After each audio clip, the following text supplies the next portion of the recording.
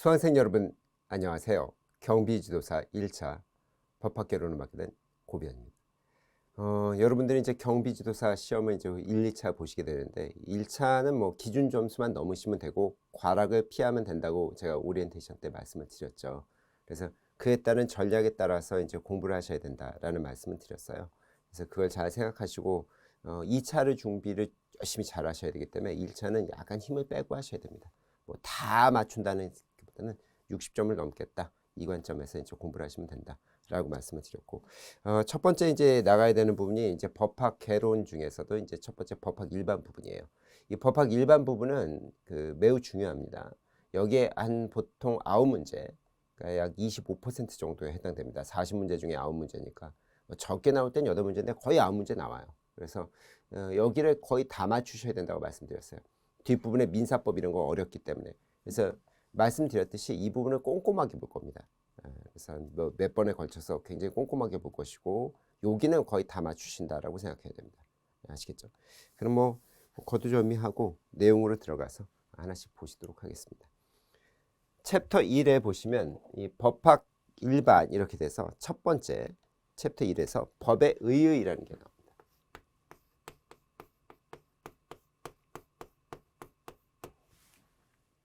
의의라는 뜻은 법의 의미가 무엇이냐 이거예요. 의의라고 보통 부르거든요. 의미와 뜻 뭐 이런 거죠. 그럼 법의 이제 일반적인 본질, 특징 이걸 좀 봐야 됩니다. 그러니까 법이 어떤 본질을 갖고 있냐. 본질이라고 하지만 특징이에요. 성격. 어떤 성질을 갖고 있느냐. 이걸 얘기하는 건데. 거기 보시면 이게 사회규범의 성질을 갖고 있고 강제규범, 문화규범, 그 다음에 당위규범이다. 이런 얘기가 나와요. 그러니까 사회가 아닌 동물의 세계에서 법은 없습니다. 그렇지 않습니까? 뭐 강아지들 같은 거 보시면 먹을 거 주면요, 뭐 순서를 지키고 그런 거 없어요. 뭐 그나마 강아지들 같은 경우들은 이제 주인이 굉장히 훈육을 많이 시키면 좀 따르는 거지. 뭐 고양이 같으면 더 말도 안 되고 뭐 새 뭐 이런 거 생각해 보세요. 그쪽은 뭐 규율이라는 게 존재하지 않습니다.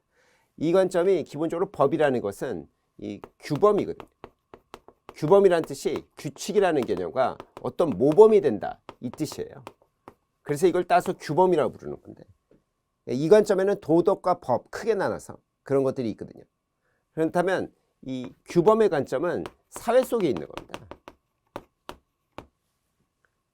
동물의 세계에는 없는 거예요. 이건 그냥 자연 법칙이지. 이렇게 부르죠. 자연의 세계지. 본능이라고도 얘기하고 뭐 이런 거예요. 사회는 인간입니다. 인간 사회. 그래서 여기는 마땅히 그래야 된다 이런 관점이 나와요. 이걸 당위 법칙이라고 얘기합니다. 일단 사회규범이라는 개념, 사회 속에 있다는 걸 먼저 아셔야 되고, 근데 사회 속에서 지키는 사람도 있지만 안 지키는 사람이 또 있단 말이죠. 대부분 한 90%는 지킵니다. 근데 한 10% 안 지키는 사람도 있고, 뭐 지키다가 저도 보면 지키다가도 또 안 지킬 때도 있어요. 뭐 가장 대표적인 건 교통 위반 같은 건데, 뭐 신호등 같은 거 있잖아요. 이런 거 경우에 따라서 안 지킬 때도 저도 있습니다. 그러니까 그렇다면 이거는 언제나 지키지 못하는 부분이 있다라고 하면 결국 이건 뭐예요? 강제를 넣는 거죠. 안 되면 세게 얘기하면 뭐 징역을 보낸다든지 이런 처벌이 따른다거나 벌금을 물린다든지 뭐 이런 거. 아니면 뭐 비난이라든지 뭐 이런 것들. 이런 것들이 따르게 된다는 거죠. 그래서 강제규범의 성질을 갖게 되는 겁니다. 그냥 내버려 두는 구조가 아니에요. 마땅히 그렇게 시켜야 되니까. 근데 이 문화규범이라는 관점이 뭐냐라고 하면 이거는 이거랑 거의 똑같은 겁니다. 동물의 세계에는 문화라는 게 존재하지 않습니다. 그렇잖아요. 동물의 세계는 이게 규범이라는 개념이 없다는 게 어떤 문화가 없어요. 문화라고 한다면 무슨 우리는 보통 이제 노래나 음악 뭐 아니면 이제 예술 무슨 뭐 춤 뭐 이런 걸 생각하시는데 그런 걸 말고 이 문화라는 관점은 사회 질서, 생활 패턴 이걸 얘기하는 겁니다.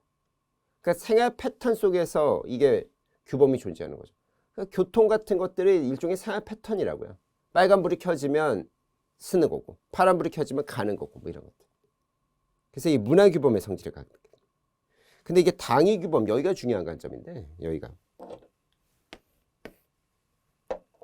자연법칙과 당위규범이라고 해서 아마 거기 이 박스 형태로 아마 우리 교재에 잘 구별해 놨을 겁니다. 이게 크게 다른 점이에요. 자연법칙이라는 거는 뭐냐면 이거는 불가피한 겁니다. 이건 존재라고 해요. 존재 사실 이렇게 부릅니다. 어떤 거냐면 물이 위에서 아래로 흐르는 겁니다. 이런 건 못 바꿔. 구조가. 중력에 의해서 움직이는 거죠. 이게 자연세계예요. 이걸 자연세계라고. 꼼짝 못하는 겁니다. 해가 동쪽에서 뜹니다.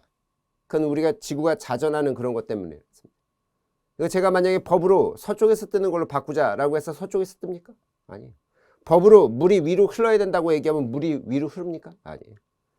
해가 지면 밤이 오고 밤이 끝나면 뭡니까? 낮이 오고. 법으로 바꾼다고 해서 바뀌어요? 안 바뀝니다. 사람이 태어나서 죽는다라는 것. 아무리 장수하시라 장수하시라. 법으로 200세를 산다고 저희가 정해놓는다고 칩시다. 200세 살 수 있어요? 아니에요. 그래서 이런 것들은 존재 법칙이라고 부르는 겁니다. 존재 사실이에요. 존재.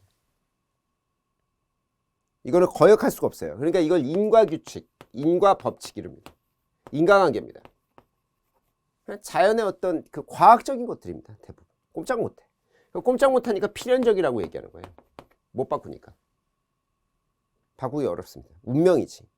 그러니까 이거는 구속돼 있어요. 구속돼 있다는 게 이게 뭐 깜빵에 간다 뭐 이런 관점이 아니라 그게 아니라 꼼짝 못한다는 거예요. 꼼짝 못해. 변경을 불가능. 변경할 수 없어. 이런 관점이죠. 근데 법이 당위 법칙이거든요. 이 당위라는 게 영어로 하면 must. must라기보다는 ought to를 보통 쓰는데. 그러니까 그렇게 돼야만 한다. 살인하지 마라. 사람을 죽이지 마라. 그래도 죽이는 사람이 있어요. 돈 뺏지 말라. 돈 뺏는 사람이 있습니다. 그러니까 마땅히 그렇게 돼야 된다는 거지 안 지킬 수도 있어요. 그러니까 여기하고 다른 겁니다. 그러니까 존재는 안 지킬 수가 없어요. 불가피한 건데 이거는 안 지킬 수도 있는 겁니다. 그래서 이걸 당위라고 부르는 거예요. 그렇죠? 그러면 이거는 규범이 되는 거예요. 그러니까 규칙과 모범이 존재하는 거예요. 그러니까 이렇게 나아가도록 이제 규칙을 정해놓는 거죠. 안 지키는 사람들한테는 결국 강제가 따르게 되는 거죠. 그러니까 이게 목적적이라는 얘기를 하는데 이 목적적이라는 게 뭐냐면 어떤 목표를 정해놓을 수밖에 없어요. 물이 아래로 흐른다는 목적을 정해놓는 게 아닙니다. 무슨 목적이 있어요? 그게 그냥 그렇게 되는 거지. 그러니까 목적이라는 거는 보통 아침에 뭐냐면 새해 계획 같은 거 세우면 새해 목적이라는 게 뭐예요? 아침에 6시에 일어나서 운동을 해야지. 이런 거 안 지켜지는 경우가 굉장히 많아요. 근데 그걸 목표나 목적이라고 그런단 말이에요. 그러니까 이 법이라는 건 목적을 정해놓은 거예요. 목표를 정해놓은 거지. 안 지켜질 때도 있지. 근데 굉장히 많은 사람이 따르긴 하지만.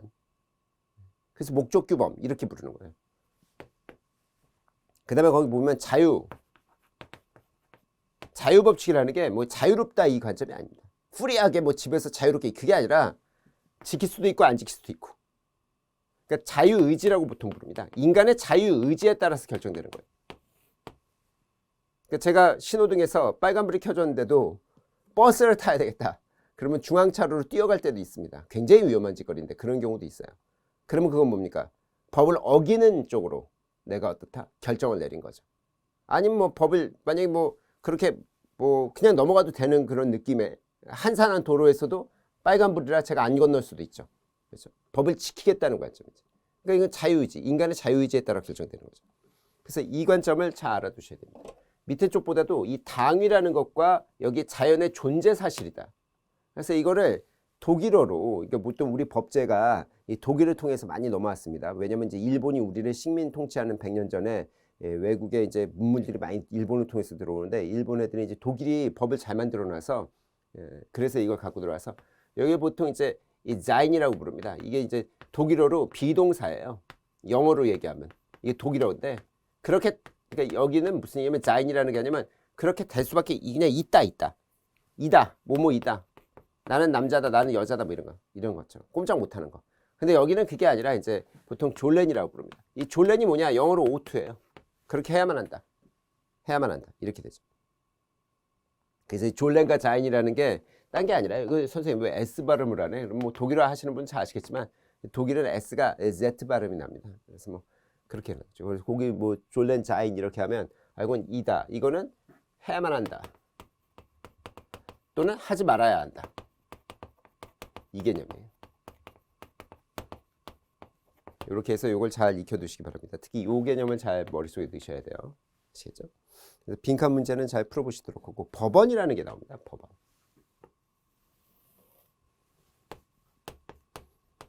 그러니까 법의 표현들이에요. 법의 명언이에요. 명언. 여러 사람들이 명언을 했는데 법과 관련된 명언들입니다. 그래서 법원 이렇게 줄여서 얘기해요. 법에 관련된 명언들. 그래서 어떤 얘기들이 나오냐면 사회규범이라는 거 관련해서는 사회 속에 법이 있다 이렇게 되는 겁니다. 왜? 사회 밖에 동물 세계나 식물 세계는 없다고요. 법이라는 게 좀. 거긴 법이라고 안 하고 자연 원칙인 거예요. 그래서 사회 속에 법이 있다. 사회가 있는 곳에 법이 있다 이렇게 되는 거고 강제성은 강제력이 없는 법은 타지 않는 불이요.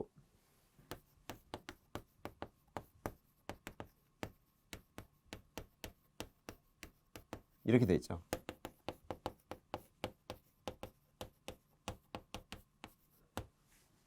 그 다음에 비치지 않는 등불이다 이렇게 얘기합니다. 이 예링이라는 독일의 유명한 이 법학자죠. 19세기의 법학자일 겁니다. 19세기 말에 한 150년 전 분인데 140년? 뭐 이쯤 이분이 이제 얘기하는데 뭔 말이냐면 법이 강제력이 없잖아요. 안 지켜. 물론 여러분처럼 훌륭하신 분들은 지키십니다만 훌륭하지 않은 사람들도 꽤 있어요. 그래서 그런 사람들 안 지키면 이게 내가 지키면 손해보는 것 같게 돼. 그러면 나도 이제 덩달아 이제 잘 지키시는 여러분 같은 훌륭하신 분, 저 같은 애가 이제 안 지키면, 저같이 이제 훌륭하지 않은 후진 인간이 안 지키면 여러분도 손해보는 것 같으면 여러분도 이제 지키지 않게 되는 그렇게 되거든요. 그러니까 강제력을 통해서 결국 뭔가를 실현시켜야 돼요. 여기 당위법칙이라는 게. 그러니까 이게 강제력이 없으면 솔직히 불이 타지 않으면 무슨 의미가 있겠습니까? 등불이 빛을 못 붙이면 무슨 의미가 있어요? 전등이 있는데 이게 빛이 없어. 그럼 무슨 의미가 있어? 그러니까 이거는 결국 이게 있어야 이게 실현될 수 있다는 관점이죠. 그래서 이런 표현을 씁니다. 예링이라는 학자가 얘기했다고 그러고 정의라는 거는 세상이 망하더라도 정의를 세워라. 그러니까 법이라는 게 뒤에 이제 공부하시면 아시겠지만 법이라는 게 사회 정의를 지키려는 거예요. 이 정의라는 게 참 복잡하지만 뭐 질서라고 얘기할 수도 있고 평화라고 얘기할 수도 있고 뭐 이런데 이거를 지키기 위해서 존재한다고 생각하기 때문에 결국은 사회가 망하더라도 법을 지켜내기 위해선 정의를 세워내야 된다. 이건 이제 칸트라는 분이 얘기하셨다고 얘기하죠. 한목적성이라는 게 있고 법적 안정성이 있습니다. 이건 뒤에 또 말씀드려야 되겠지만 한목적적이라는 거는 딴 게 아닙니다. 아까 법이라는 게 목적규범이라고 말씀드렸어요. 목표가 있다고요. 뭐 어떻게 해야만 돼. 그렇게만 돼. 그러니까 그게 목적에 부합해야 돼요. 법이. 사람을 죽이지 말라라는 게 만약에 이 목적이다. 그러면 그거에 부합하는 식으로 법을 만들어놔야 됩니다. 그러면 사람을 죽이지 말라 이렇게 돼 있으면 살인한 사람은 어떻게 한다? 처벌하겠다. 사형 또는 무기징역 뭐 이런 걸 시켜버리겠다. 라고 얘기해서 어떻다? 그 목적을 실현시키는 방식입니다. 그래서 한목적 선거 관련해서는 이런 얘기가 나오죠. 민중의 행복이 최고의 법률이다. 아니 뭐 살인 얘기하다 갑자기 민중의 이게 뭐야?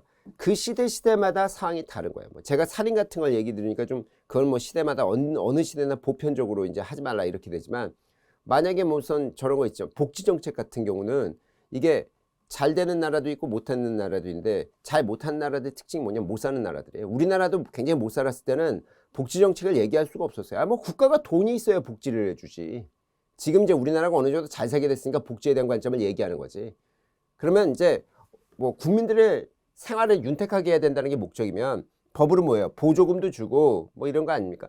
아니면 세금도 좀 깎아줄 수 있으면 주고 아니면 좀 경제적으로 많이 어려우신 분들은 무슨 사회적 약자라고 해서 도와주고 이런 것들이 있죠. 그러니까 그게 그 시대 그 국민들, 그 민중이라고 얘기합니다. 그걸. 그 시대 국민들이 원하는 바에 따라서 그래서 그 민중의 행복이 법의 목적에 이 길라잡이게 된다. 이런 관점을 얘기하는 겁니다. 그래서 국민이 원하는 게 법이다 이렇게 되는 거예요. 그 시대마다. 근데 뭐 국민이 원한다고 다 되는 건 아닙니다만 그 시대마다. 근데 이제 이 한목적성의 반대편에 있는 게 법적 안정성이에요. 법적 안정성은 너무 이 국민들이 원하는 것만 하다 보면 뭐 속된 말로 포퓰리즘 뭐 이러지 않습니까? 속된 말이 아니구나. 그게 이제 굉장히 유식한 말로는 포퓰리즘 그렇게 하죠. 정치적 표현인데. 이게 너무 국민들이 원하는 것대로 하면은 그 나라의 곳간이 다 날아가는 거죠. 나라의 돈이 다 날아간다고. 그런 나라들도 꽤 있어요. 그래서 그거를 뭐 다 들어줄 수 없는 부분이 있고 막 법을 이래라 저래라 해서 맨날 바꾸기 시작하면 사람들이 법을 믿지를 못하게 돼요. 만약 뭐 유치하게 예를 들어서 만약에 이 뭐 오늘은 1,500원인데 지하철 표가 값이 내일 갔더니 2,000원이야. 내일 모레 3,000원이야. 그 다음에 뭡니까? 뭐 한 일주일 후에 갔더니 이게 500원으로 낮췄대. 그러면 어느 날은 1,500원, 어느 날은 3,000원. 그러니까 보통 시가라고 부르는 거죠. 시가. 그러면 누군가 물어봐요. 외국 사람이 우리나라 와서 여기는 지하철 값이 얼마예요? 뭐 한번 타는데 그러면 우리도 몰라요. 예요. 왜? 이거 뭐 카드로 결제하기 때문에 몰라요가 아니라 아니 그날 가서 그날마다 다릅니다. 이렇게 얘기하면 사람들이 뭐라고 하냐면 법이 개판이죠. 뭐 이런 식으로 불러요. 뭐냐면 법적 안정성이 너무 없는 겁니다. 그래서 여기 법적 안정성과 관련해서 요거는 잘 알아두셔야 됩니다. 한목적성과 법적 안정성은 이 법원이 잘 나와요. 이거는 이제 국민의 뜻대로 간다 이 관점이고 한목적성은 그게 아니라 정의의 극치는 부정의 극치 이런 얘기가 나옵니다. 이게 뭐냐면 정의라는 게 국민의 뜻에 맞춘다. 민주주의 사회는. 그러다 보면 잘못하면 너무 개판이 될 수도 있다. 이렇게 생각하는 겁니다. 국민의 뜻이라는 게 굉장히 고귀하게 보통 정책으로 사용되지만 경우에 따라서 국민들이 이상한 결정을 내리는 경우도 있어서 그래서 어느 정도 기준점을 정해줘야 된다. 법이. 그래서 정의의 극치, 즉 국민의 뜻에 따른다는 정의의 극치가 잘못하면 부정의, 사회를 개판으로 만들 수도 있다. 이런 표현들이 나오는 겁니다. 아니면 무질서가 그래서 불평등보다 낫다. 불평등이라는 게 얼마나 잘못된 겁니까? 하지만 무질서보다는 나을 수도 있다. 이런 얘기도 나와요. 이게 이제 유럽 국가들이 먼저 민주주의를 경험하다가 큰 어떤 뭐 나치스 같은 것들 뭐 이런 것들을 뭐 구테타로 일으켜서 집권한 게 아니라 국민들이 뽑아준 부분들이 있었거든요. 그런 것들에 대한 반성의 표현들이에요. 그래서 악법도 법이다라는 게 악법이 법적으로 가치가 있다는 뜻이 아니라 악법이라도 이거를 안 지키려고 하면 할수록 망가진다는 관점을 얘기하는 거죠. 근데 뭐 악법을 그래서 무조건 지켜야 된다는 건 아니고 악법을 바꾸려고 노력을 해야 되지만 이 악법이라도 법이 있는 게 없는 것보다는 나을 수도 있다라는 얘기를 하는 겁니다. 이런 것들이 이제 법적 안정성이죠. 그러니까 법과 도덕과 관련해서는 이 엘리네크라는 유명한 학자가 말씀하신 건데 도덕은 법의 최대한이고 법은 도덕의 최소한이다. 이 법의 최대한이라는 건 이렇게 얘기합니다. 도덕과 법에 관련해서 도덕은 법의 최대한이라는 건 슈멀러라는 학자가 얘기했어요. 그리고 법은 도덕의 최소한이라고 얘기합니다. 법은 도덕의 최소한이라는 것은 요거는 보통 어떻게 누가 얘기냐면 이게 옐리네크라는 학자가 이거 뭐 다 독일 분들이신 걸로 아는데 이분이 얘기했죠. 그러니까 뭐냐면 도덕 중에서 가장 중요한 것만 법으로 정해라. 이게 옐리네크 개념이에요. 그래서 법은 도덕의 최소한이다. 그러니까 뭐 우리나라 같으면 불륜 같은 거는 이제 형사법에서 없다고요. 간통죄가 사라졌죠. 그런 것도 이제 민사법적으로는 이제 이혼 사유가 되지만 그런 것들이 이제 왜 없었냐라고 하면 도덕적인 관점이라는 거죠. 효도를 하지 않는다는 거, 뭐 이런 거 있을 수 있거든요. 어머니나 아버지한테 따로 사는데 연락도 안 하고 뭐 불효하는 사람들도 있어요. 뭐 저도 그런 부분이 좀 있고 불효자지 저도. 근데 이제 그런 거요. 법적으로 감옥에 보내지는 않습니다. 제가 뭐 어머니한테 전화를 잘 안 드리고 그런다고 해서 저를 뭐 잡아다가 그러지 않아요. 근데 조선시대 땐 강상죄라고 해서 불효죄가 있었어요. 형법으로. 근데 그런 것들은 이제 이 관점에서 옐리네크 관점에서 그런 것까지 법이 하는 거는 좀 웃기다. 그래서 도덕 중에서 엑기스들이라고 해야 될까? 핵심 부분만 법으로 삼자. 근데 슈멀러라는 학자는 법을 좀 더 넓혀야 된다고 생각해요. 근데 뭐 막 그렇다고 해서 막 넓힌다는 관점이 아니라 도덕은 법의 최대한이라는 관점이 뭐냐라고 하면 이 결국은 법으로 만들어지는 건 사회의 도덕 중에서 중심적인 거죠. 그렇다면 도덕 중에서 사회 사람들이 즉 국민들이 이거는 법으로 만들어야 되겠다고 생각하면 법으로 들어오는 거예요.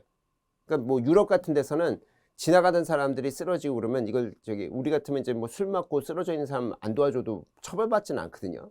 그렇죠. 뭐 우리가 모은 사람.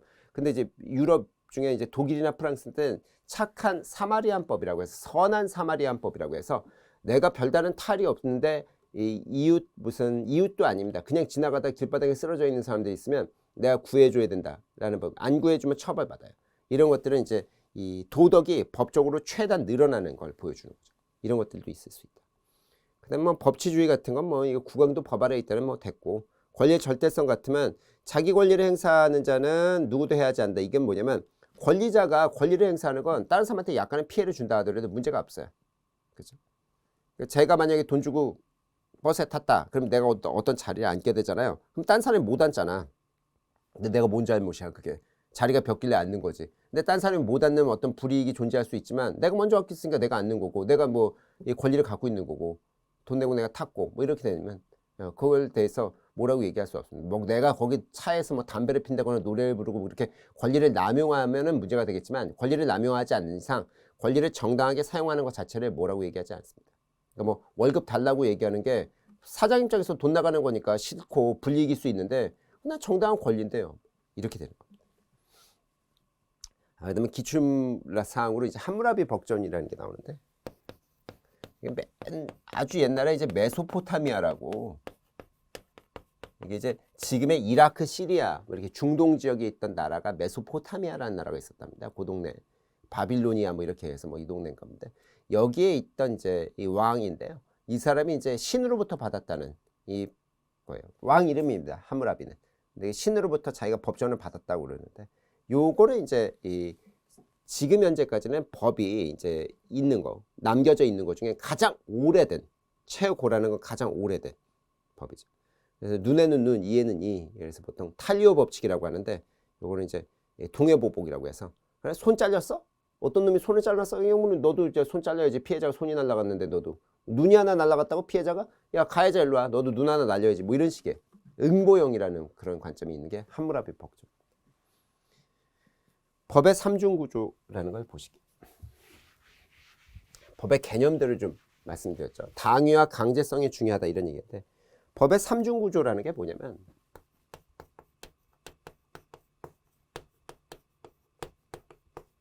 그러면 이제 법이라는 게 실현을 시켜야 되는 거 아니겠습니까? 그러니까 행위규범이라는 거는 뭐냐면 국민들한테 이건 해라, 이건 하지 마라를 정해주는 거예요. 그러니까 살인하지 마라, 절도하지 마라, 그렇죠? 뭐 남의 거 뺏거나 그러지 마라. 그러니까 금지를 시키는 거죠. 근데 또 어떤 건 하라고 해요. 이건 하지 말라고. 또 어떤 건 해라 해요. 하라는 건 세금 내라, 군대 가라, 뭐 이런 거. 의무죠, 의무. 이것도 의무인데 부자기 의무고 이건 자기 의무입니다. 이런 거를 어떤 행동을 하고 하지 말아야 되는지, 어떤 행동인지, 어떤 행동을 하고 어떤 행동을 하지 말아야 되는지를 알려주는 거죠. 그러면 이런 행위규범이 있다면 이거를 어떻게 돼? 강제할 수밖에 없어요. 이걸 따르지 않는 자. 아까도 말씀드렸지만 이게 일종의 당위란 말이에요. 지킬 수도 있고 안 지킬 수도 있다고. 자유의지에 따라서. 그래서 따르지 않는 자에 대해서는 강제할 수밖에 없습니다. 뭐 강제 방식이 꼭 뭐 감옥에 보내는 강력한 형벌 방식도 있지만 뭐 과태료 같이 이제 돈 좀 내라. 주정차 위반하고 그러면 과태료 범칙금 정도 받죠. 아니면 이제 세금 안 낸다고 해서 바로 감옥에 보내진 않아요.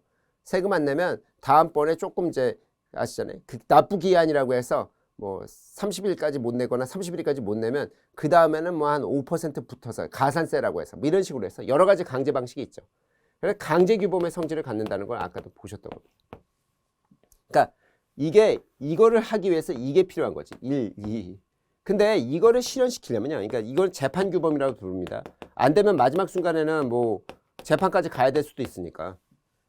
그러니까 형사 재판 같은 것도 열리고요. 징역 보내기 위해서, 감옥에 보내기 위해서, 벌금 물리기 위해서. 근데 아니면 뭐 징역이나 벌금 같은 게 아니라도 민사 재판 같은 걸로 뭐 행정 소송 같은 거 들어가면 이제 세금 같은 거 얼마 내야 된다 이렇게 얘기할 수도 있고. 근데 이렇게 얘기하기 위해서는 이게 조직 규범이 필요합니다.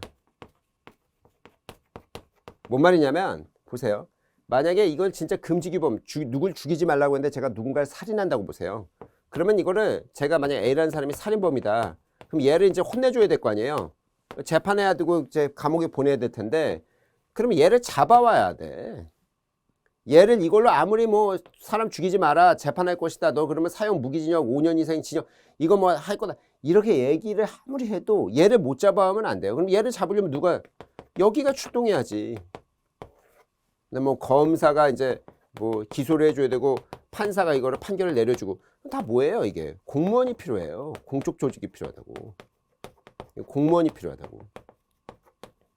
다 공무원이죠. 이 조직이 없으면 이 사람 못 잡아요. 아니면 세금을 안 내는 사람들? 뭐 세금? 그러면 이제 세금 내든 안 내든 뭐예요? 세무공무원이 있어야지. 그러니까 안 내는 게 아니라 낸다 하더라도 낸 것도 이제 관리해가지고 넘기려고 하면 세무공무원이 필요한 거고, 병역 가려면 이제 군대가 필요한 거고, 이렇게 조직이 필요한 거예요. 그래서 기본적으로 행위규범이 있고, 그 다음에 강제규범, 안 지키면 강제규범, 그 다음에 이거를 구현하기 위해서 조직규범이 있는 겁니다. 우리 교재는 이제 순서가 이거 이렇게 되어 있는데, 관점은 이거 이렇게 보시는 게 좋아요. 조직을 통해서 강제하게 되는 거예요. 그 다음에 이제 법과 사회규범이라는 걸 보시게요.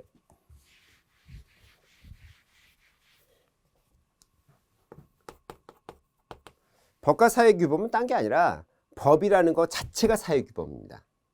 왜? 특징, 본질에서 사회규범의 성질을 갖는다고 하는데 비슷한 것들이 있어서 그래요. 가장 대표적인 게 도덕과 비교를 해야 됩니다. 도덕과 먼저. 근데 이제 관념은 이래요. 보세요. 이거 좀 지우고 아니 뭐 여기다 써도 되겠죠. 도덕이라는 게 훨씬 큰 겁니다. 엘리네크도 얘기했지만 도덕의 최소한이 법이에요. 근데 요렇게가 법인 겁니다. 그러니까 이 중에 도덕 중에 아주 핵심적인 사항들이 법이죠. 근데 여기는 뭐야, 선생님? 그럼 도덕이 아닌데 법인 게 있어? 라는 거죠. 있습니다. 이런 것도. 여기 이제 A라는 영역은 법인 동시에 도덕인데 그게 대부분입니다만 B라는 영역도 있어요. 그러니까 법이지만 도덕이 아닌 게 있습니다. 법이지만 도덕이 아닌 거. 그리고 여기 C의 영역도 있을 수 있죠. C는 어떻게 되는 거예요? 법이 아니라 도덕. 이런 거 효도 뭐 이런 거. 아까도 말씀드렸지만 효도는 법적으로 강제하지는 않습니다. 하면 좋다고 얘기하지만. 그 다음에 무슨 뭐 미혼 남녀들이 뭐 사귀는 거 있잖아요. 사귀는데 뭐 양다리 걸치고 이런 것도 생각해 보세요. 그럼 그걸 법적으로 강제하느냐? 뭐 제가 무슨 뭐 미혼 남자인데 어떤 여성과 썸 타다가 다른 여성과 썸 타면 이 여성한테 욕은 먹을 수 있을 거예요. 그렇죠? 너 여기랑 사귀는데 뭐 썸은 혼 안 나나? 어쨌든 사귀는데 양다리 걸친다는 표현 쓰면 욕은 많이 먹겠지. 그렇지만 법적으로 제가 뭐 책임져야 될 건 없어요. 기혼인 경우에 있어서는 이제 예전 같으면 간통 문제가 발생했을 때는 불륜이 문제가 돼서 성적 관계가 있었으면 그때 뭐 죄도 물었지만 지금은 뭐 그렇지 않은데 이혼 사유는 되고 위자료는 줘야 됩니다. 기혼은. 그래서 법적 영역이 있거든요. 불륜은 여전히 간통만 살았지 민사법적으로는 불법이라고 부르는 거니까. 근데 뭐 이런 미혼 남녀들의 어떤 이 뭐 만나고 헤어진 뭐 이런 것들은 도덕적으로 욕만 처먹는 거지. 안 지켰을 때 이런 것들 굉장히 많죠. 무슨 뭐 세배 뭐 차례를 지내냐 마냐냐 제사를 지내냐 마냐냐 법은 아니에요. 안 지내면 뭐 요즘은 뭐 크게 큰 상관도 안 하지만 뭐 예전 같으면 좀 어르신들 같으면 혼 좀 내고 뭐 왜 제사도 안 지내냐 뭐 이러겠지만 이런 것도 도덕 영역이라고요. 근데 법의 영역은 이제 살인 뭐 이런 것들 아니면 절도 아까 말씀드렸죠. 이런 것도 굉장히 많죠. 법의 영역도 사기도 그렇고 뭐 이런 것들 진짜 이런 것들은 다 법적 영역입니다. 근데 이제 여기 영역은 뭐냐? B의 영역은 대체로 교통입니다. 교통이라는 게 뭐냐면 교통에서 좌우측 통행 같은 거 생각해 보세요. 솔직히 좌측 통행한다고 해서 도덕적으로 우월한 겁니까? 우측 통행한다고 해서 도덕적으로 우월한 거예요. 우리나라는 보통 차량이 우측 통행합니다. 그렇죠? 우회전을 이렇게 쓱 넘어가고 좌회전은 기다렸다 받고 미국식이 그래서 우린 미국식을 받아들인 거예요. 근데 제가 알기로 일본은 거꾸로입니다. 그래서 일본에 이제 뭐 여행 가셔서 렌트하면은 자동차 운전이 힘들다고 막 그러시는 게 일본은 어디 따라간 거냐면 영국 따라간 거예요. 영국이 좌우가 바뀌어 있죠. 그러면 영국 애들이나 일본 애들이라고 하면 되죠. 영국이나 일본이 도덕적으로 우월한 겁니까? 아니면 뭐 법적으로 우월한 겁니까? 열등한 겁니까? 아니 그런 거 아니에요. 그냥 그저 그렇게 하는 거지. 근데 법적으로는 규율합니다. 만약에 제가 뭐 일본에서 좀 살다 와가지고 운전을 거꾸로 해서 역주행하는 순간 여러 사람이 죽습니다. 큰 사고가 터져요. 역주행하는 사람들은 교통에서 교통 순경이 굉장히 이제 단속을 하게 되고 경우에 따라서는 처벌도 내리죠. 근데 솔직히 도덕적인 건 아니지만 이런 관점이죠. 그러면 여기 옆으로 조금 더 이동시켜서 보셔야겠네. 그러니까 법과 도덕의 차이점에 대한 얘기를 좀 드리면 도덕이라는 것도 이게 둘 다 사회규범인 건 공통적이에요. 이것도 둘 다 사회규범이라는 큰 틀에 있는 겁니다. 그리고 도덕이 좀 더 넓은 건데 이게 강제성이나 이런 것들이 좀 달라요. 뭔 말이냐면 얘는 강제력이 좀 약하지. 여기 강제력이 없는 건 아닙니다. 약한 거예요. 강제성이 강한 거죠. 보통은 강제성이 있다 이렇게 봐요. 그냥 간단하게 그냥 있다 또는 없다 이렇게 얘기해도 크게 다 틀린 건 아닌데 정확히 하면 도덕도 강제성은 있지. 그러니까 어떤 강제성이냐면 이제 약간의 비난 같은 게 있으니까. 근데 이제 그냥 넓게 보면 있다 없다로 보시는 게 좋지. 그래서 여기는 비강제적이다 이렇게 보통 얘기하죠. 그 다음에 여기서 뭐 나오지만 여기 보면 이제 외면적이다 이런 얘기가 나와요. 여기는 내면적인 겁니다. 외면과 내면이라는 게 뭐냐면 만약 안 지키잖아요 법을. 그러면 그때는 처벌하는데 제가 만약에 나쁜 마음을 먹을 수도 있거든요. 마음속으로. 어떤 나쁜 마음? 아니 누군 물건 좋은 거 있어. 그러면 훔치고 싶은 마음도 생길 수도 있어요. 근데 내가 마음속으로 훔치고 싶은 마음을 가졌다는 거는 만약에 제가 종교를 믿는다면 그렇죠? 뭐 불교적이라면 부처님한테 혼나야 될 얘기고 기독교적이라면 예수님이나 하느님한테 혼나야 되는 얘기란 말이에요. 네가 마음속으로 그런 악한 마음을 가졌다는 것 자체가 문제다 이렇게 얘기하니까. 근데 이건 내면적인 얘기지. 내가 이제 고해성사가 제가 그런 나쁜 마음을 먹었습니다 뭐 이러겠지만 법은 내가 나쁜 마음을 먹었다고 해도 실제로 실현하지 않죠. 그럼 처벌하지 않습니다. 제가 실현하면 처벌하는 거지. 그러니까 제가 운전을 하다가 만약에 이제 옆에 막 빵빵거리고 좀 기분 나쁘면 속으로는 아니면 뭐 운전 혼자 하면 욕도 할 수 있어요. 뭐 아이 저 거지같이 말이야 운전하고 나쁜 놈이 뭐 빵빵거리고 뭐 이렇게 해야지만 그렇게 한다 그러면 그건 도덕적으로 제가 뭡니까 혼자서 그렇게 욕설해도 좀 이상한 거지 도덕적으로는. 그러나 법적으로는 제가 만약 그걸 보복 운전을 하거나 막 그 차에 들이받거나 밀리지 않는 이상 처벌하지 않아요.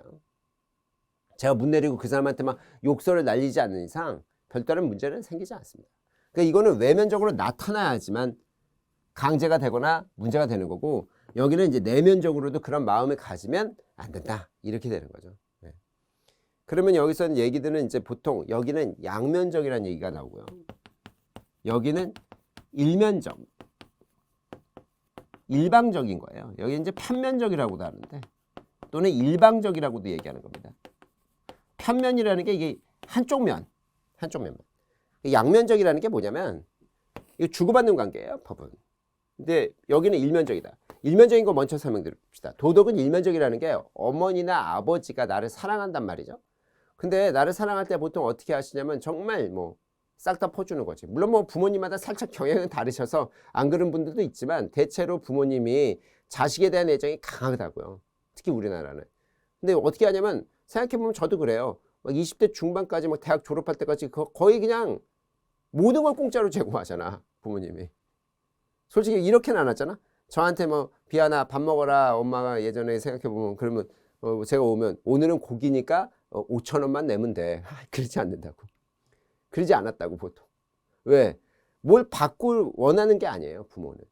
나중에 뭐 큰 그림에서는 받는 거 원하시는지 몰라도 그런 관점이 아니거든. 자식을 키워서 뭐 큰 부자가 되지 이런 개념이 아니라고요. 그러니까 이게 일방적인 느낌이지. 누군가를 사랑한다는 개념은 굉장히 일방적인 겁니다. 만약 어떤 여러분들이 뭐 남성이시면 또는 뭐 어떤 좋아하는 여성한테 선물을 주면서 뭐 이러지는 않잖아요. 무슨 5만 원짜리 산 다음에 선물을 주면서 네 생일이니까 선물이야 이러면 공짜로 주는 거지.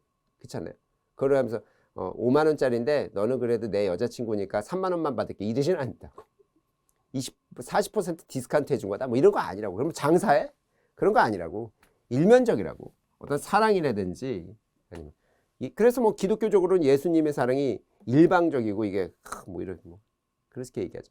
그런 것들입니다. 근데 여기는 양면적이라는 건 여긴 주고받는 관계예요. 특히 이게 민사법적으로 들어가면 특히나 그래요. 형사법적이다 보면 민사법적일 때는 계약 같은 게 있는데 계약 같은 게 양면적이죠. 만약에 제가 음식점에 가서 10,000원짜리 무슨 음식을 시켰다. 그러면 난 10,000원 내는 거예요. 그분이 부모님처럼 나를 사랑하기 때문에 공짜로 주는 게 아니에요. 그럼 뭐 그분은 그 가게 주인분은 돈을 10,000원 벌기 위한 거고 나는 뭐예요? 밥을 먹기 위해서 가는 거라 주고받는 관계예요.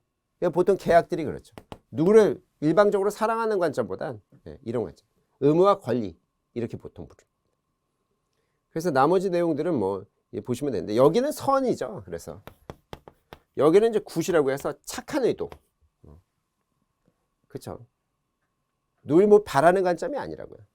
근데 여기 선이 아니라 정의의 관점이 들어가요. 아니 정의도 선 아닌가 선생? 근데 이 선과 이 저스티스라는 관점은 조금 다릅니다. 저스티스는 시시비비예요. 시비를 가린다고 얘기합니다. 그러니까 법은요. 그러니까 물론 용서도 존재할 수 있겠지만 용서보다는 조금 이게 강합니다. 용서해 준다기보다는 처벌을 뭐 한다거나 뭔가 이걸 딱 끝맺음을 하기 위해서 정확하게 뭔가를 내려요. 근데 생각해 보면 종교적인 거 있잖아요. 이 도덕은 종교랑도 많이 맞아 있는데 이 종교적인 것들은 뭐예요? 다 뭐 믿으면 딱 기독교적으로 보면 믿으면 뭡니까? 내가 아무리 이제 사람을 5-6명 죽인 사람이라도 예수님께서 이제 용서해 주신다. 하느님께서 용서해 주신다 있죠. 믿음을 하면. 아니면 불교도 마찬가지입니다. 불교도 불경에 보면은 굉장히 뭐 살인마 있어요.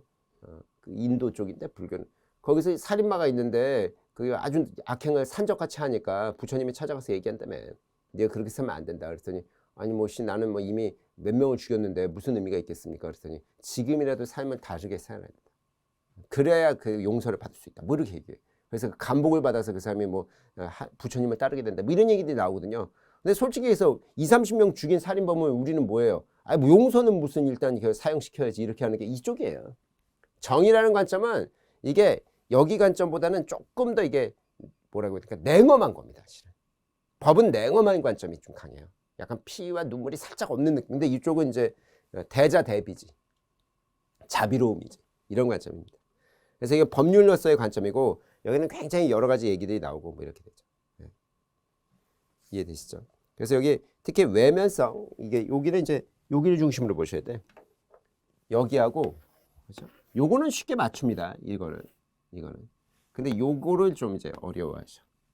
요 관점. 그래서 요 관점을 잘 이해해 두셔야 됩니다. 아시겠죠? 그러니까 이쪽은 타율적이겠죠. 뭐 볼 필요 없이 강제적이라는 건 타율적입니다. 여기는 자율적이겠죠. 자율적이겠죠. 맡겨놓는 거지. 그 다음에 우리 교재에 보면 선한 사마리아 조항이 있죠. 그 아까도 말씀드렸지만 유럽의 독일이나 프랑스 이쪽에서 하고 있는 거예요. 그래서 이거 제가 무슨 막 쉽게 얘기하면 여러분들 이제 그 뭡니까 먹자골목이라고 합니까? 이런데 이제 술 많이 먹고 그런 동네 있잖아요. 이제 상업지구 이런데 가면은 여름철 같으면 술 많이 드신 뭐 나이 많으신 분도 있고 젊은 분도 있고 그러면 술 많이 돼가지고 이제 속된 말로 떡 돼가지고 누워 계신 분들이 계신다고. 그러면 여러분 도와주세요. 도와주시면 정말 훌륭하신 분도 있지만 저 같은 사람은 그냥 지나가거든요. 아유 술 많이 했네 이러면서 그냥 지나가 버리거든. 근데 그 사람의 경우에 따라서 여름이라도 거기 있다가 사망할 수도 있거든요. 근데 내가 돕지 않는단 말이야. 돕지 않아도 우리는 처벌하지 않아요. 그건 이제 도운 건 이제 경찰이나 소방 이런 분들이 도와줘야 되는 거지. 일반 뭐 신고해주면 고맙지만 안 한다고 해서 뭐라고 묻지 않아요. 근데 프랑스나 독일 같은 데서 그렇게 쓰러져 있는 사람이 있고 내가 뭡니까 신고도 못 해주냐. 그러니까 내가 뭐 이렇게 세우진 못해도 경찰이나 이런 데 신고를 해줘야지. 신고를 안 하고 내가 지나갔는데 CCTV에 잡혔다. 근데 나의 신원을 확인할 수 있다. 그럼 나한테 벌금 떨어집니다.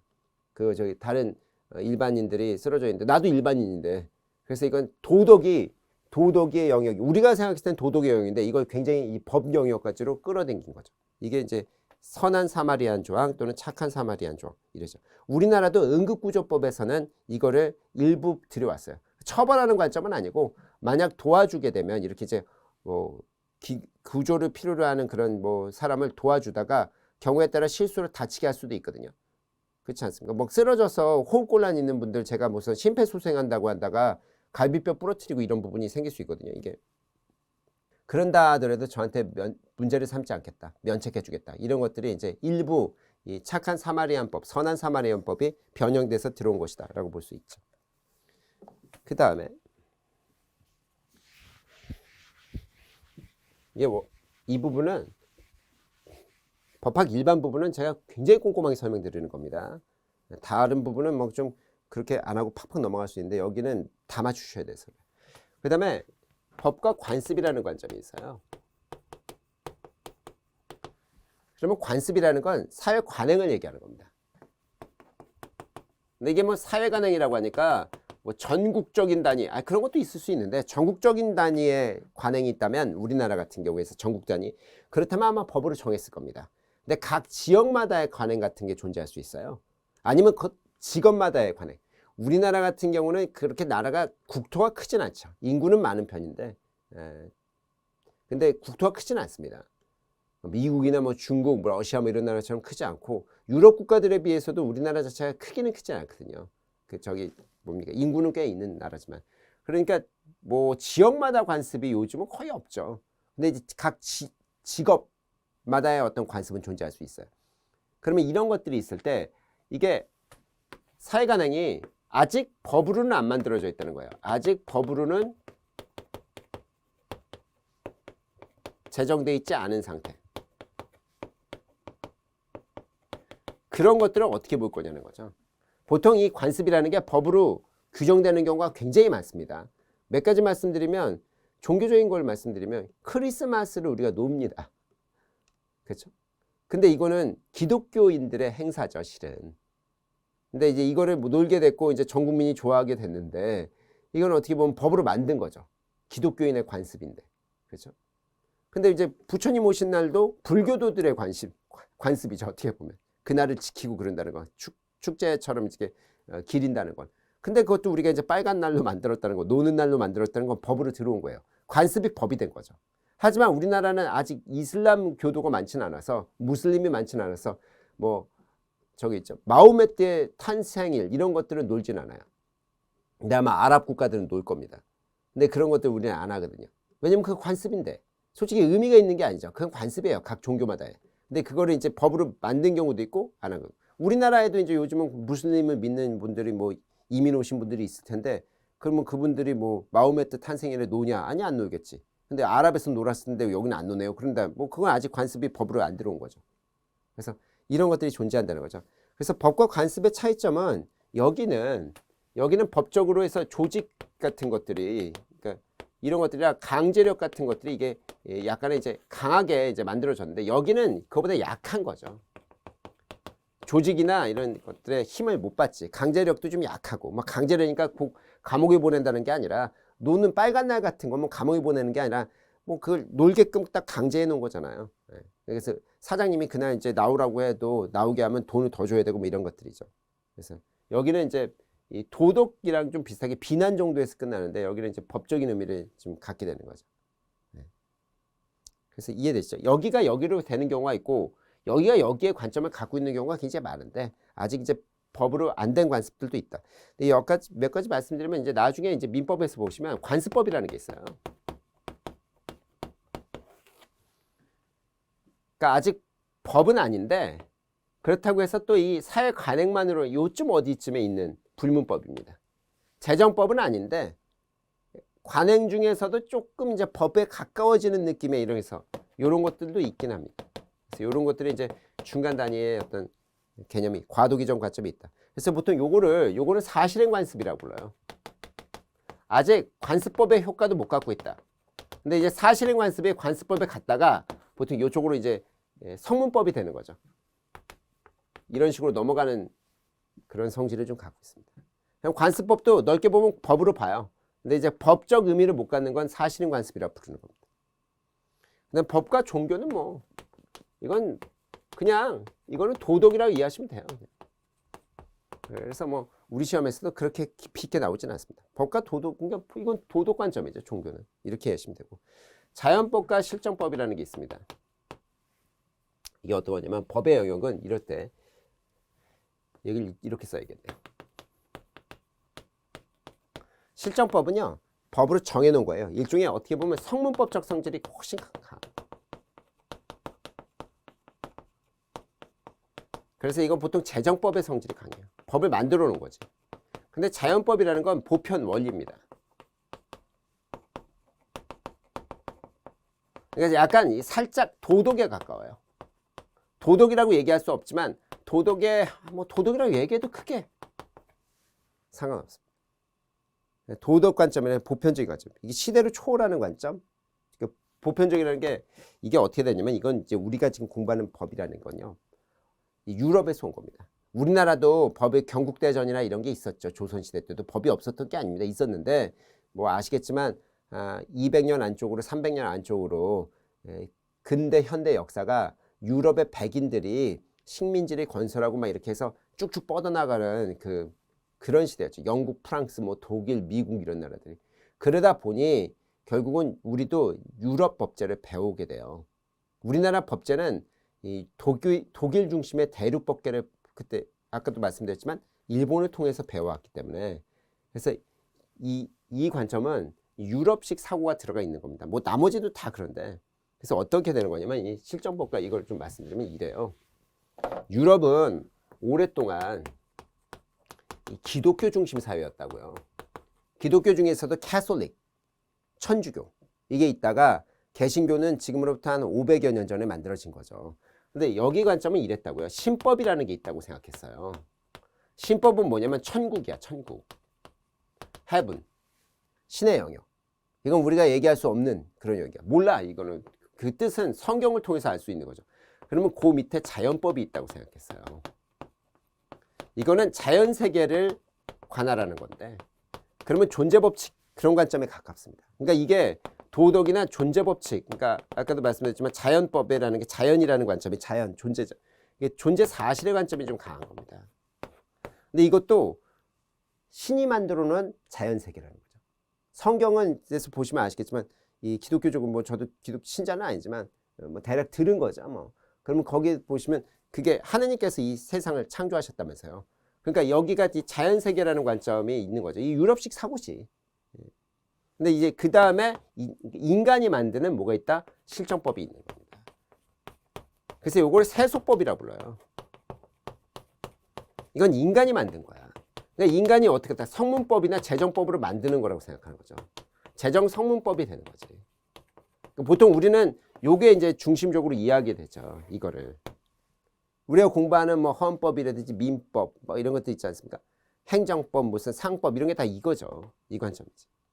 근데 이런 큰 그림 안에 있었던 거라고요. 그래서 여기가 좀 더 이거보다 높다고 생각했어요. 지금 뭐 유럽 사람들도 이렇게 보통 생각 안 하지만. 그러니까 법적으로 뭘 만들어놔도 자연의 대원리, 이게 뭐냐면 가장 대표적으로 얘기되는 게 인간은 어떻게 된다? 생명 같은 게 중요하다. 당연한 거 아닙니까? 인간의 존엄성 이런 게 여기 나오는 얘기인데 누군가가 누군가를 죽인다 이런 건 말이 안 된다고요. 그러니까 만약에 여기서 실정법으로 야 누군가가 누군가를 죽여도 돼. 나치가 그랬거든. 나치가 유대인을 죽여도 된다는 법을 만들었거든. 색출해가지고. 그때 뭐예요? 자연법적으로 보면 아무리 그 유대인이 미워도 유대인은 인간을 죽일 수는 없다. 자연법적으로. 인간을 죽일 수 있는 존재는 신밖에 없어요. 그렇게 봅니다. 네, 종교적인 관점이죠. 그래서 여기는 보편적인 거고 여기는 보편적이지 않고 이렇게 이해되시죠? 이런 관점이 녹아져 있는 겁니다. 그 다음에 이제 저기 보죠. 이번 첫 시간에 조금만 더 봤으면 좋겠습니다. 법의 목적과 이념까지만 좀 시간이 좀 돼도 원래 이제 가급적 그 50분에 맞춰서 해드리려고 애를 쓰는데 이게 워낙 이제 앞에 쪽에 이 법학 일반은 조금 제가 세게 얘기 드려야 되고 꼼꼼하게 말씀드리다 보니까 시간이 좀 오버될 때가 있는데 그건 좀 이해해 주세요. 왜냐면 이제 법의 목적이라는 관점은 아까도 말씀드린 게 있어서 요건 좀 말씀드리고 해야 됩니다. 법의 목적이라는 거는 여기 뭐냐면 이게 목적규범이란 말이죠. 근데 크게 세 가지가 있는 거예요. 크게. 이렇게 되는 거예요. 정의라는 관점이 있고요. 이 정의라는 관점을 세우기 위해서 한 목적성이라는 게 있고요. 그 다음에 여기에 법적 안정성이 있는 겁니다. 근데 지금 그림이 뭐야 선생님? 그러면 여기가 이게 지붕처럼 이렇게 정의라는 관점이 있잖아요. 그럼 이거를 두 기둥이에요. 한 목적성과 법적 안정성이라는 기둥으로 받치고 있는 겁니다. 이게 세 개가 병렬적인 게 아니라 이게 좀 더 높고 이 두 개가 이거를 구현하는 것이다. 이렇게 생각하죠. 그래서 법의 추상적이라고 생각하고 이게 추상적 목적이에요. 이것들이 구체적 목적입니다. 구체적이지. 이게 구체적이라고 생각합니다. 여기 법의 목적에 대한 여러 학설이 나오는데 뭐 플라톤이나 아리스토텔레스 같이 아주 옛날에 그리스 시대 분들은 이 정의라는 게 결국 도덕을 통해서 실현된다고 보는 겁니다. 그래서 실천을 하는 것이다. 도덕을 이렇게 보는 것이고요. 그래서 이거는 지금의 법 개념보다 훨씬 넓은 생각을 하는 거예요. 루소 같은 사람은 자유와 평등을 중심에서 보는 것이고 거기 보시면 칸트는 인간의 자유의지를 중심으로 해요. 그래서 인간의 자유의지에 대해서 인격을 확보하는 관점이다 이렇게 보는 거고 예링이라는 학자는 아까도 뭐 등불이요 뭐 이렇게 강제력이 없는 법은 뭐 비추지 않는 등불이요 이런 얘기하셨던 분인데 법은 사회 목적, 사회 질서를 안전하게 굴려 있는 거다. 사회생활의 여러 조건을 구현시키는 것이다. 이렇게 재라고 나올 텐데 그 재라는 게 예링에 보시면 이렇게 나옵니다. 재 조건이 이렇게 나오는데 이게 한자말이에요. 재라는 게 이 여러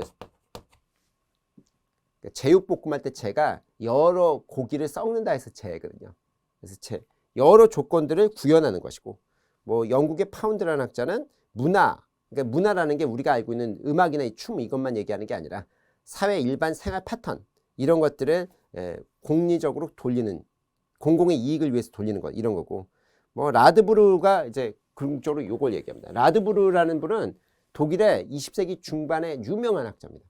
1930년대부터 해서 1950년대까지 이때쯤 유명한 학자예요. 라드부르가 이거를 얘기를 합니다. 그래서 뭐 요 정도는 뭐 아주 외우실 필요는 없고 법의 목적이 여러 학설인데 재라는 게 여러 학설이 있거든요. 그래서 요거를 살짝만 보시고 여기를 중심으로 보셔야 됩니다. 정의라는 관점. 그럼 정의라는 관점에서 플라톤이라는 사람은 아주 옛날 이제 고대 그리스 분이 뭐라고 했냐면 크게 세 가지로 이해합니다. 그러니까 정의에 대해서 플라톤은 왜냐면 이제 법이라는 게 정의를 목적으로 한다고 생각해요. 도덕은 선의지고 굿윌이고 여기는 이제 정의, 저스티스인데 플라톤은 철인 계급이 있고 그러니까 직업마다 그러니까 정치인들이에요. 이런 사람. 덕목이 있다고 생각했어요.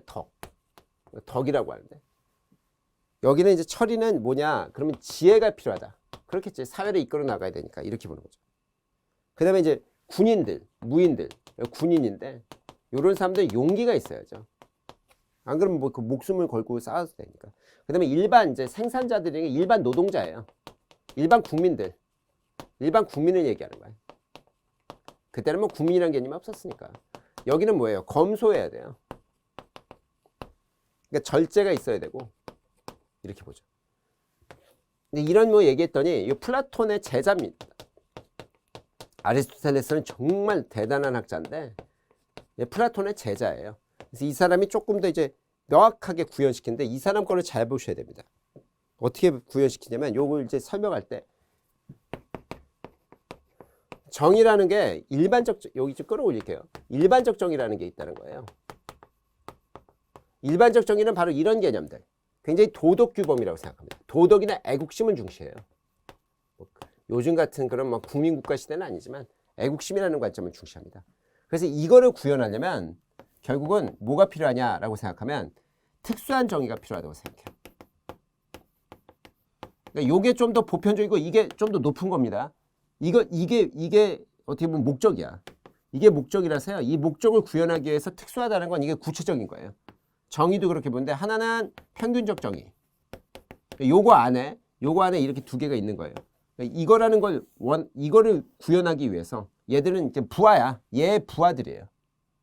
병렬적인 게 아니라 얘가 높은 거고 얘가 밑에 부하들 개념이지.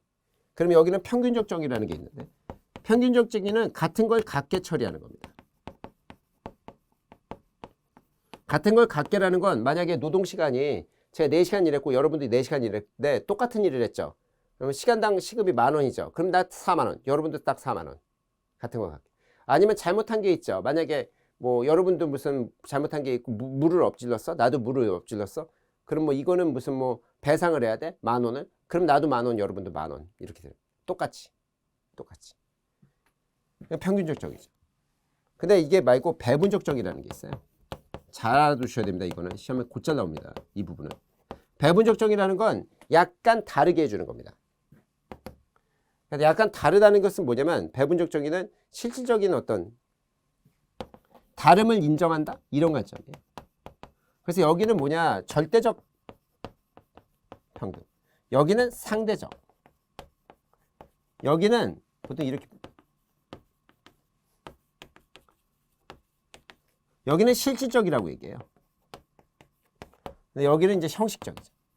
그렇다고 해서 이쪽이 뭐 형식적이니까 뭐 낮은 거고 이쪽이 더 중요한 거냐? 그렇지는 않습니다. 약간 이게 뭐냐면 이쪽은 그 예를 들면 선거권. 잘 살든 못 살든 딱 선거권을 한 표씩 뭐 이런 것들. 그게 평균적이죠. 근데 이제 이쪽이 배분적 정의는 뭐 그렇다고 돈 많은 사람 더 준다 이런 게 아니라 누진세 같은 거. 그러니까 돈 많은 사람이 조금 세금 더 내야 된다 뭐 이런 거지. 소득세 같은 것도 이제 더 돈 많이 버는 사람이 더 내고, 어려운 분들 복지 같은 것들이에요. 어려운 분들 조금 더 주고 뭐 이런 것들. 이게 배분적 정의죠. 그래서 이 두 개를 잘 구현해서 만들면 요 일반적 정의가 구현될 수 있다고 생각하는 것이, 그게 아리스토텔레스의 정의론이죠. 이런 관점을 위해서는 한목적성과 법적 안정성이 필요하게 돼요. 그러니까 여기 보신 것처럼 법의 목적인 정의를 구현하기 위해서, 라드브로가 그렇게 얘기합니다. 이거 그렇게 얘기한다는 게 뭐 얘기할 때 한목적성이라는 것은 사회마다 다른 겁니다. 아까도 봤지만 국민의, 그러니까 정의를 구현하기 위해서, 이건 시대마다 다르고요. 국가마다 다른 거예요.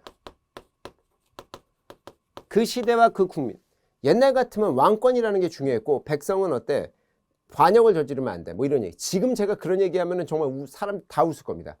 뭐 왕을 위해서 뭐 어쩌고저쩌고 하고, 옛날에만 150년 전에 제가 만약에 왕을 위하지 않는다고 하면 역적이에요.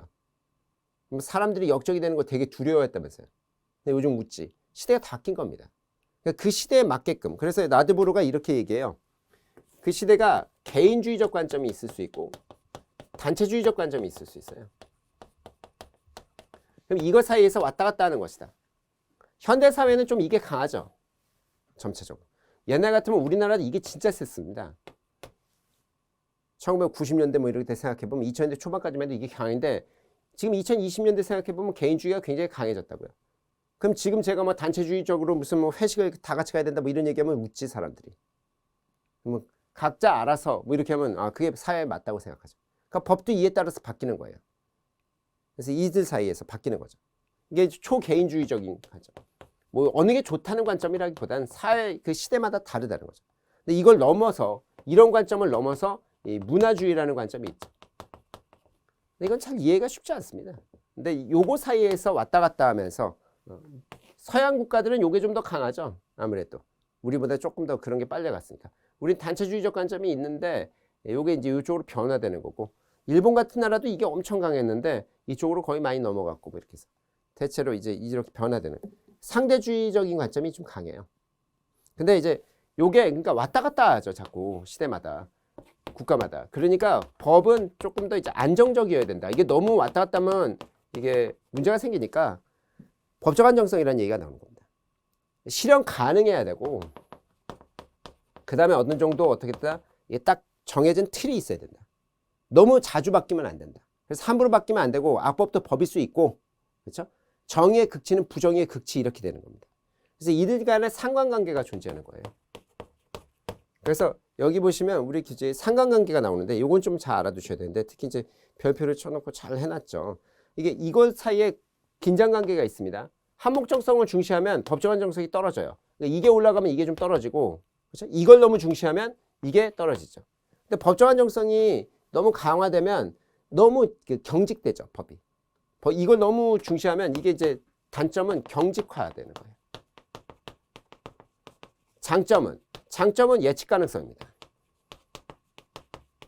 법적 안정성 같으면. 그럼 여기에 장점은 뭐냐라고 하면 이게 유연해요.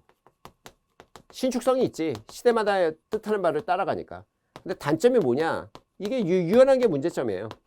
너무 이제 흔들리고 보편성이 없고 뭐 이렇게 되죠. 너무 유동적이지. 너무 유동적. 그래서 이게 법이 어떻다? 안정성이 깨지죠.